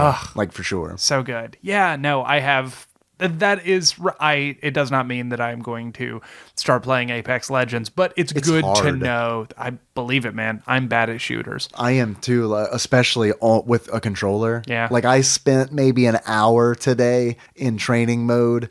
I cranked the sensitivity up like on the analog sticks like as high as they would go and spent an hour listening to hip hop and shooting at targets. Like I mean it was just like one of those where it's like this is enjoyable to me. Like, you know, I'll go like in a fighting game, I'll go into training mode and burn an hour. Like, no problem. Like, just trying to work out combos and stuff. But like, the problem always is I don't stick with it. Yeah. You know, it's like I'll do it every now and then. And what I need to do, like, if I want to be like really good at a game, is do it like every day. Yeah. But it's also one of those, trade. But it's also one of those things where it's like, It's a video game. It's a video game and I'm a dad. Yeah. And I have a job. Got You shit to know, do. it's like, exactly. I would love to do it. Yeah. But I would have to be sponsored, essentially. Like, Tide would have to, like, make a really risky investment on me getting good at Apex Legends. Well, we'll wait until you get that GamePro license. and Yeah, there then we go. It's going to be a different story. We'll leverage it. Then we'll all be set. Dave, the GamePro. Yeah. Oh, phew, I don't want to. No, let's not advertise that. If anything, like, streaming on Twitch has taught me, it's like, man, I don't really know that much about video games or am good at them. You're good at them, So- Dave. Come on. You beat Karnov. You beat Karnov. We beat Karnov. Yeah, it's true. But anyway, Witcher 3, I think you should play it. But I think you should play it, and I have no expectation that you will ever play it.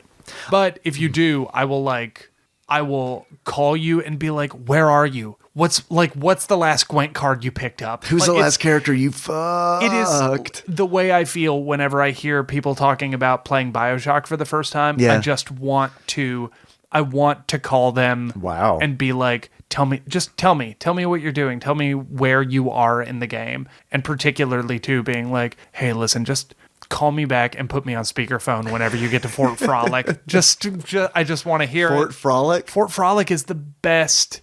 Oh my gosh. It is my favorite level in video games. I Wow, love it. period. Yeah. Oh, I love it. Better than any level in Karnov?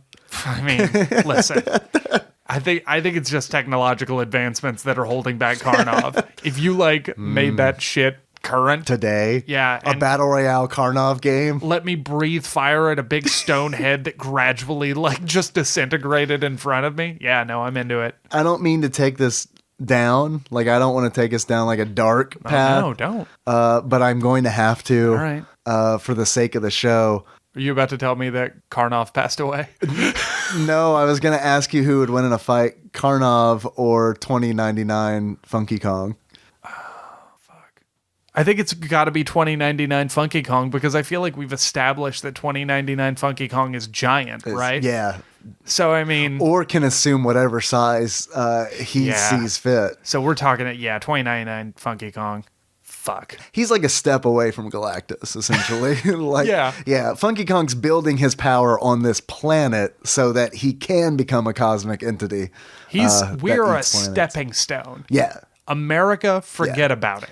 The world. Right. Did you know that if you look into like the code from Donkey Kong Country, it essentially prophesizes that? And your eyes start bleeding. Yeah, right. Yeah. Your face melts like end of Raiders. Yeah, 100%. And That's why no one's talked about it. Right, exactly. They can't. The one person who survived, no one believed them. This is a good creepypasta. The one that's like the video game creepypasta that I think is the best, the absolute best, which me as an adult man still kind of like, even though I know it's bullshit, come on. still kind of creeps me out, is the one of Drowned Ben. Majora's Mask, yes. Majora's Mask. That is the that's- answer. Yeah. That is definitely the answer. Yeah. And it's like, even thinking about it, like, I don't know. I have this weird energy, you know, like this like tingly, like, It's because wonderful. I don't know. It is wonderful because because it's so creepy and like weirdly it does a wonderful job of setting everything up to being like, oh, this could happen. This could happen to you. You like going to garage sales and like buying old games, don't you? You've seen video games with the labels ripped off and like the title written on it. You've popped in a cartridge, a pre-owned cartridge before and seen someone else's save files. You used to rent games all the time and you would just see that. Right. So they hit on all of those beats where it's like, even like I remember being a kid and it's like, it's really cool. Like, this is a vivid memory for me. I remember renting Mike Tyson's Punch-Out, getting home, opening that like blue clear, that like, you know, the clear blue clamshell thing that, and like it had the instruction manual in it. And it's like, yes, because that was rare. They didn't always have it. And then like looking through it, reading through it, on the back page had a code on it that someone had written in. Oh man. In pencil. And I was like, what is this? And it's like, I don't have experiences like that anymore. Yeah. You know what I mean? Like that was like a mystery. And it's like, so I put in the code and of course it takes me right to Mike Tyson who like murders me. Punches It's like, you through your face. Welcome to your first experience with this game.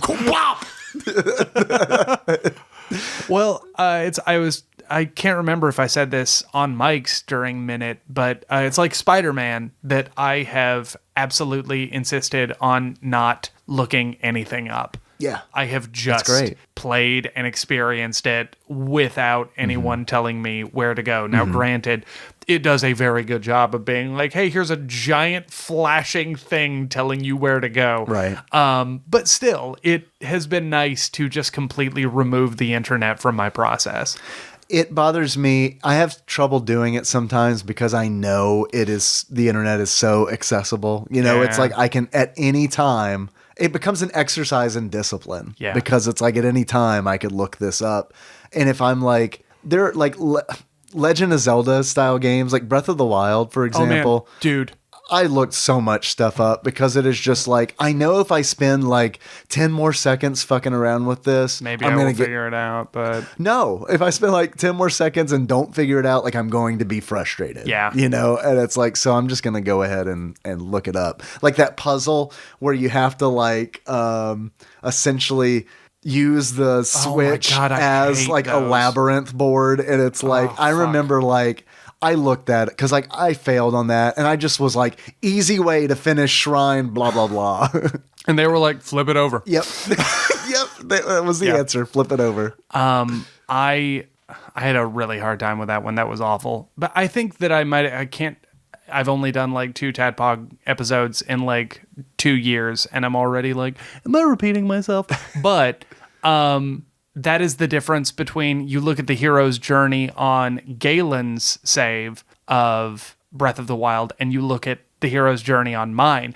On Galen's, it's just this like she never teleports, she never fast travels. Wow. It's just like this long interconnected line. Yeah. Every now and again she will Family circus teleport style. around. But yeah, it's particularly too the way that she is playing the game now is she is like, yeah, I'm going to places that I haven't like colored in solidly and just like walking around in those areas and figuring it out. Yeah. Wow. Whereas with me, it's just like like I want to go to the next objective. Right. What is the next objective? Right. And I looked all of that up. I looked up a bunch of shit from Witcher. So like I tend to approach games now very much like, hey, I will solve this. I will do the work, but I don't want to have to like really figure shit out. Sure. Don't like Don't say to me, well, you go north and you turn right at the statue that sort of looks like an ape, a funky Kong.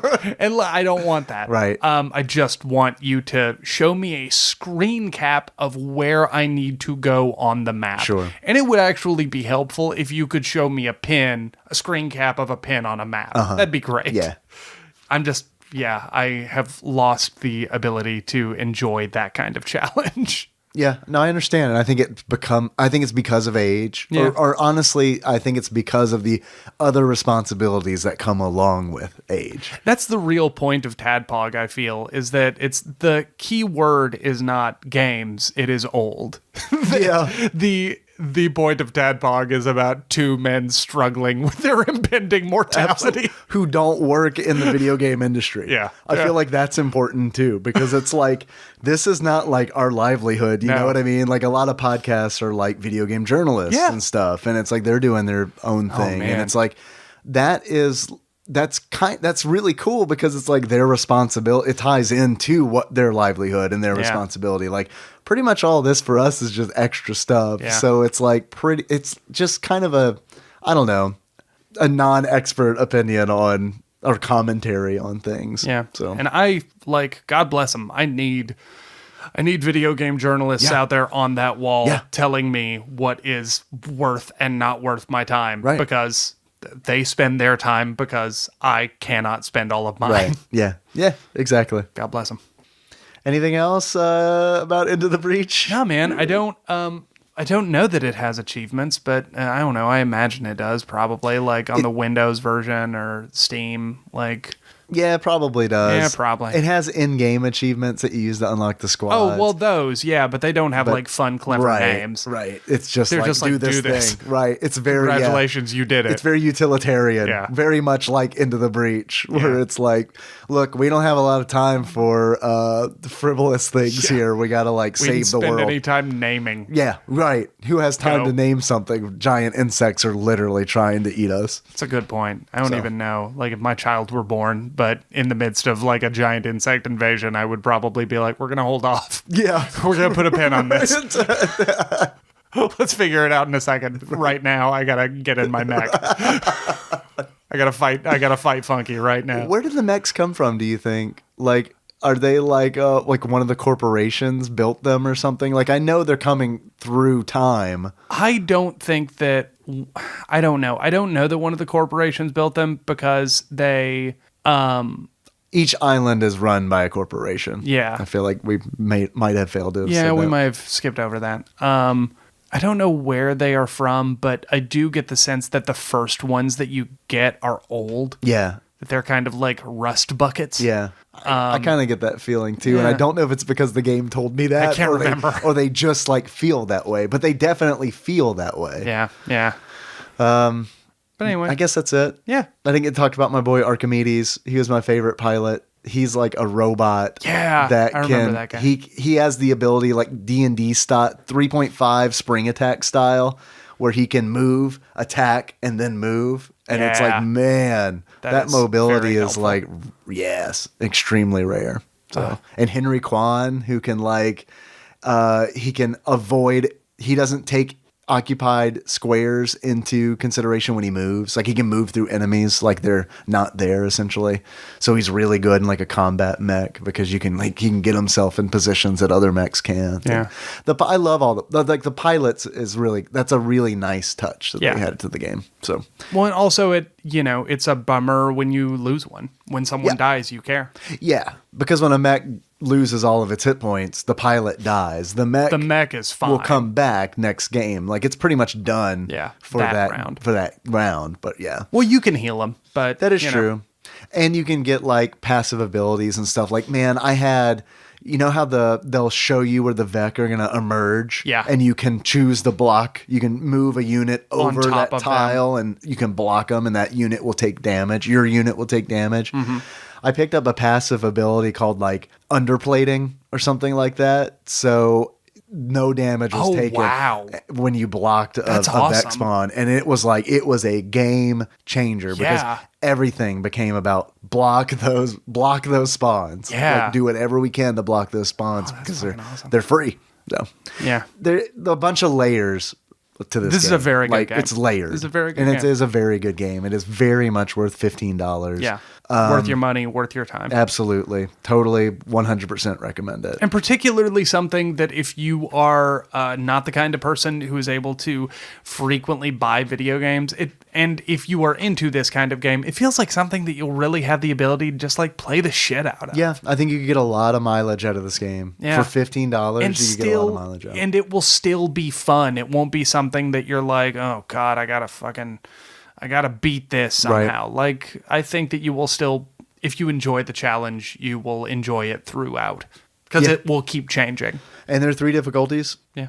Like if you beat it on normal, God, I can't even imagine what hard is oh like. boy, yeah. I don't want to think about it. Like I know in easy, in the final battle, when I was playing it on stream, there were some really cool people in there who like really knew the game. Yeah. And they played it a lot and they were giving me tips. It was kind of like one of those situations where it's like I would talk through my turn and be like, okay, I'm going to do this. I'm going to do this. I'm going to do this. And then I'd pause and like look at the camera and be like, right? Approval? Yeah, right.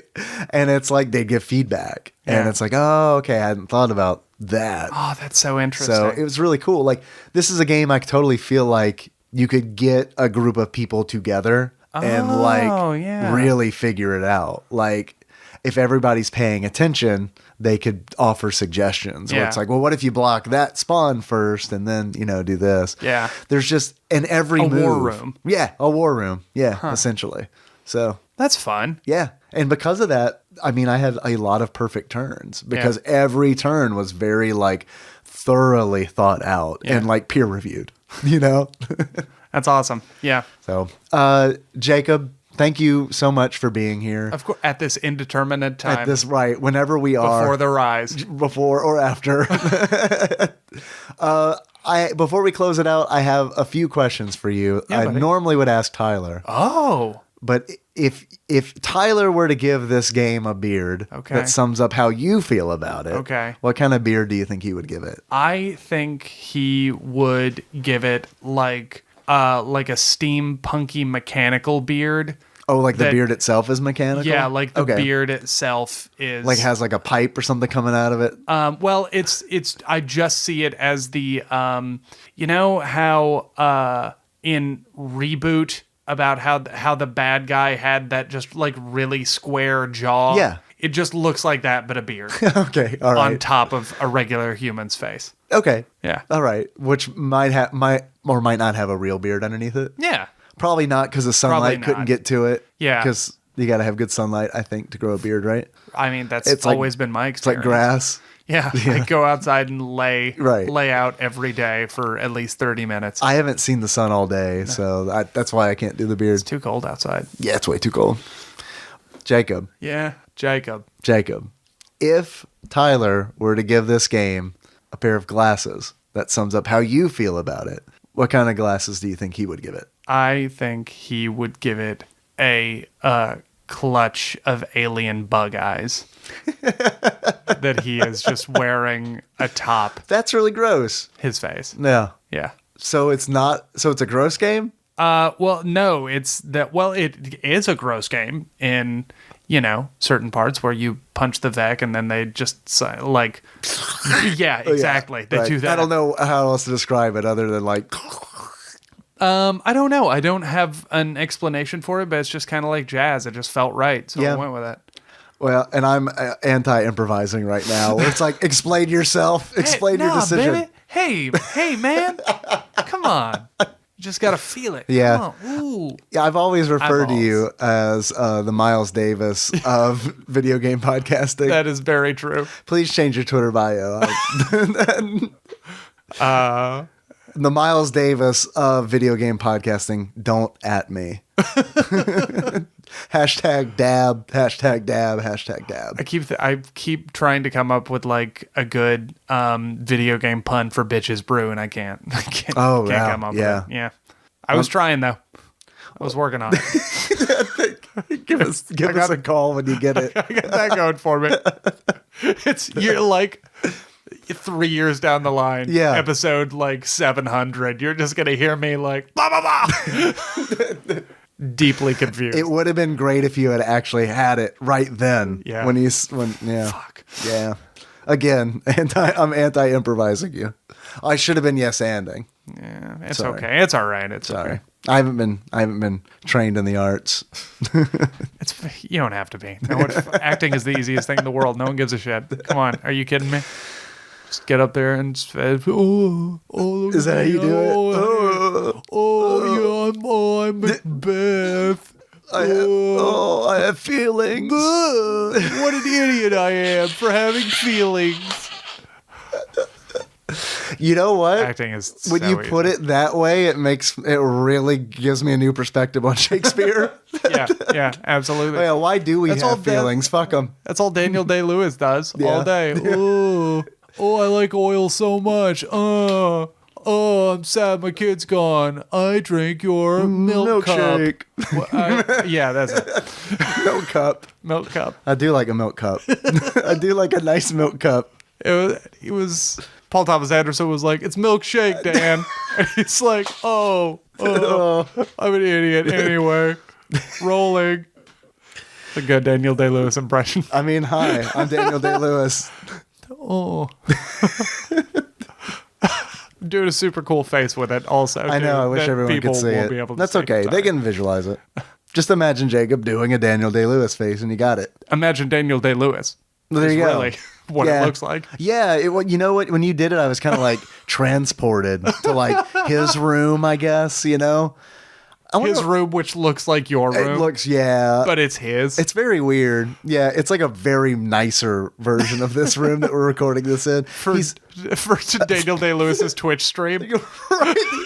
Yeah, welcome. Yeah, he's got this green screen, all the lights. I'm gonna play smart ball today. He's been actually really quiet. He's been playing here. Into the Breach on the couch this entire time. Oh man. Thanks for being here, man. Of course, buddy. I Absolutely. really appreciate it. Yeah. I don't know when this is going to come out, Yeah, but me either. it's nice to have one that might come out next week, might Yeah. come out next month, Yeah. might come out next year. I don't know. Hopefully, whenever it comes out, Into the Breach is on sale. Yeah, there we go. Go buy it. We're going to time it so that when it goes on sale, this is going to come out. Could be come out awesome. on a Tuesday. Yeah.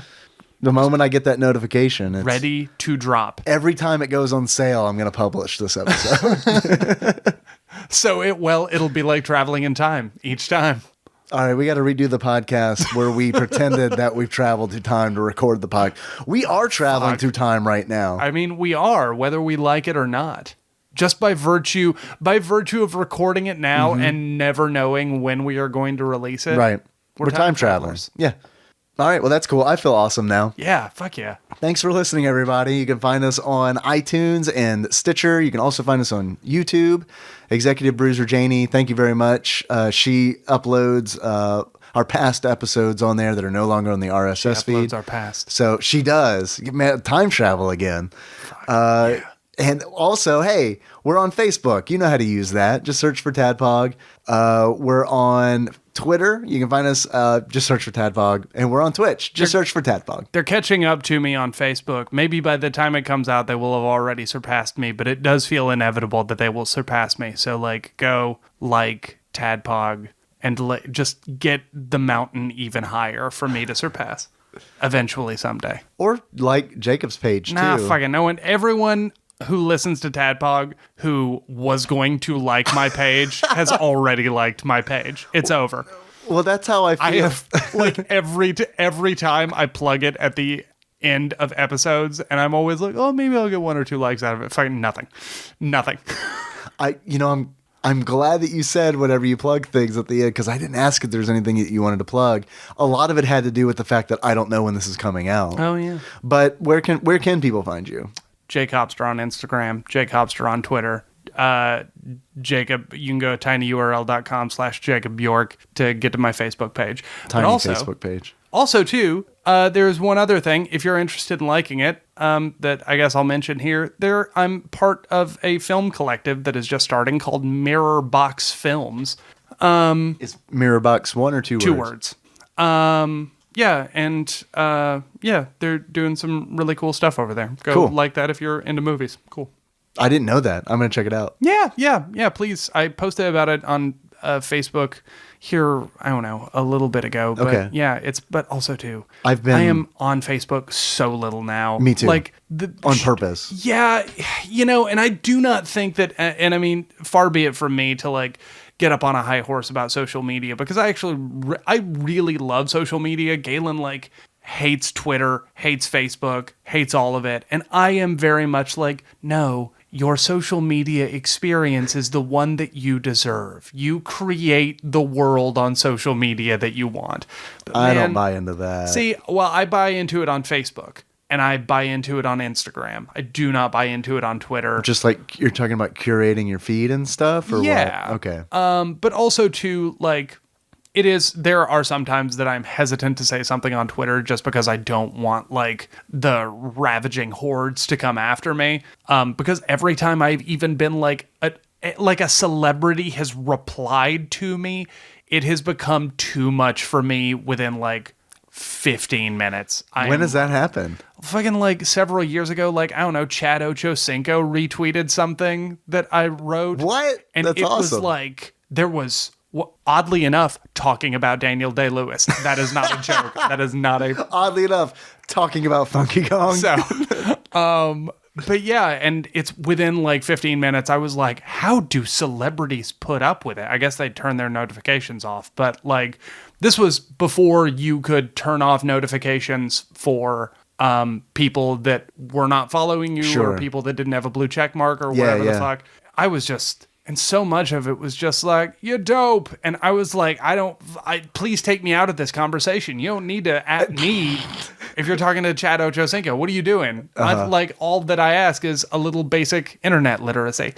So anyway, all of that to say, I do not feel that way on Twitter, but like, I don't know, Facebook is fucking up, man. They are fucking up massively right now. And it's a real heartbreaker because I have enjoyed my time on social media, but I am no longer convinced that it is good for people. Yeah, I know. I know. It's a tough place to be in because Yeah. I feel like a decision is coming for all of us where we are going to have to be like, is this worth it? Mm-hmm. Is it? I know you like seeing pictures of your friends' kids, but like, is it worth it? All of the bad shit? So, Yeah, I don't know. great way to end this episode. Yeah, if you want to find us on one of those places, you can. Going dark. Go for it. The thing with like Facebook for me is me personally, like when I spend a day off of it, I'd feel better. Yeah. You know what I mean? It just feels like, I don't know, man. When I'm on there, it literally feels like, I shouldn't say, it feels like a waste of time. Yeah.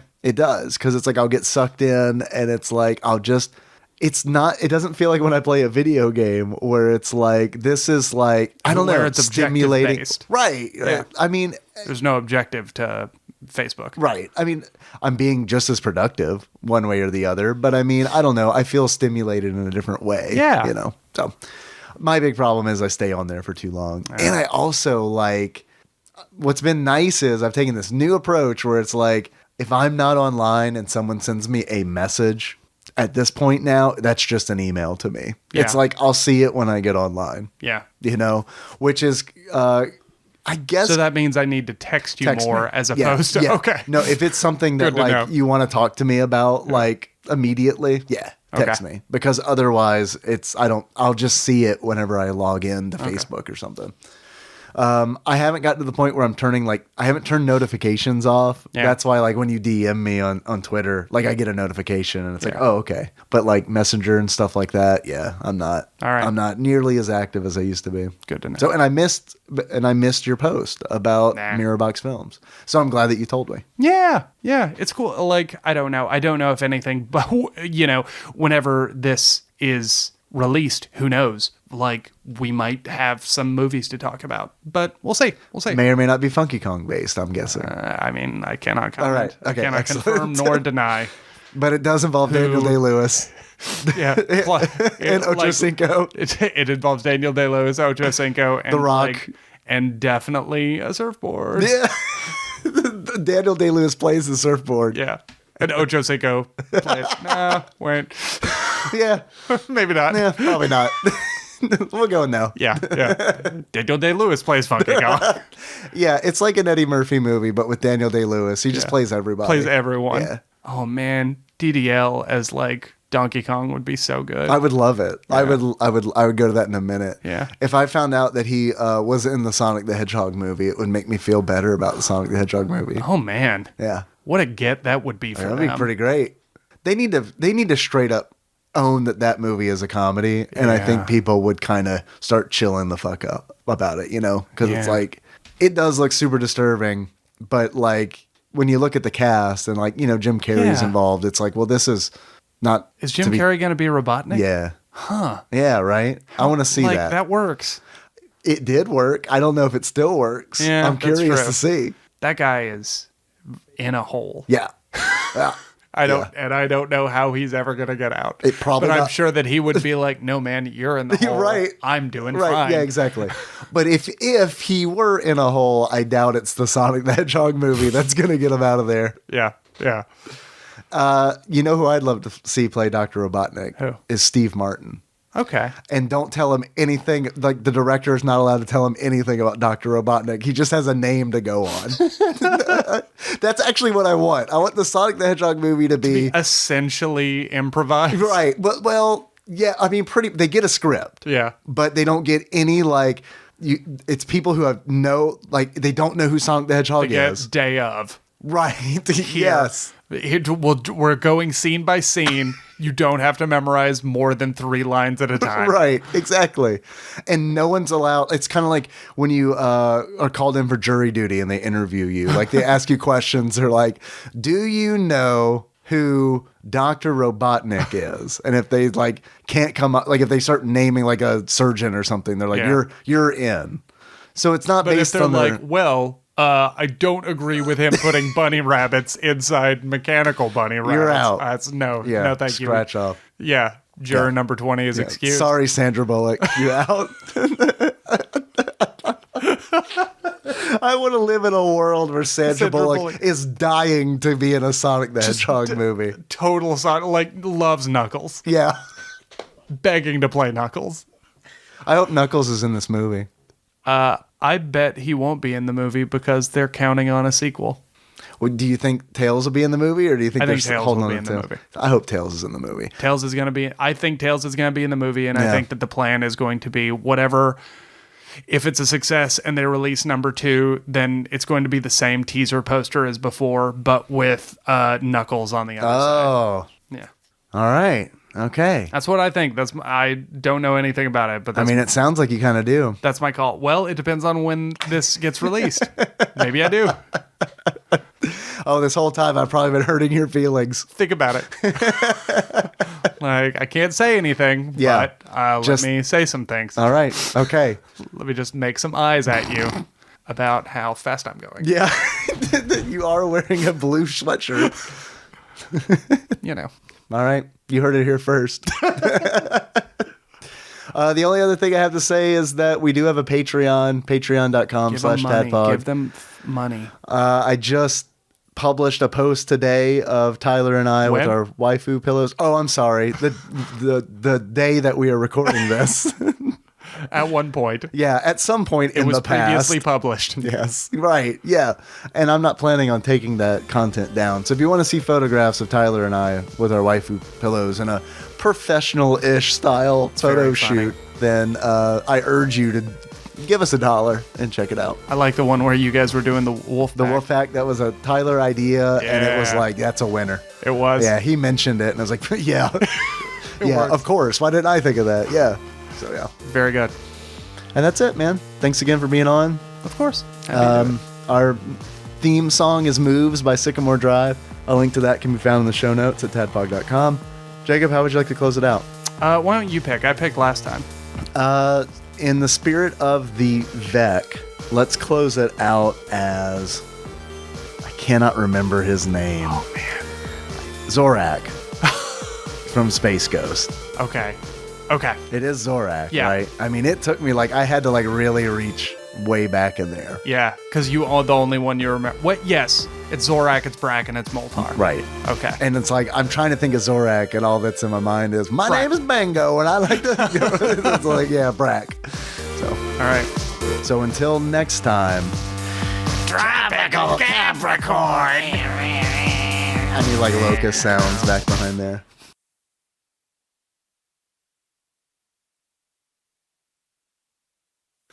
And we're recording, and we're live. Yeah. And record, and It was the button press that got me. well, the reason I did it is because I thought I was recording already.